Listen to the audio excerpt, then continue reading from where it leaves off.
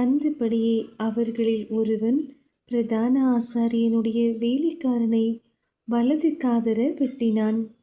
அப்பொழுது இயேசு, இம்மட்டில் நிறுத்துங்கள் என்று சொல்லி அவனுடைய காதை தொட்டு அவனை சுஸ்தப்படுத்தினார்.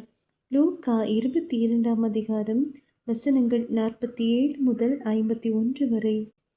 அவர் அப்படி பேசுகையில் ஜனங்கள் கூட்டமாய் வந்தார்கள். அவர்களுக்கு முன்னே 12 ஒருவனாகிய யூதாஸ் என்பவனும் வந்து இயேசுவை முத்தம் செய்யும்படி அவரிடத்தில் சேர்ந்தான்.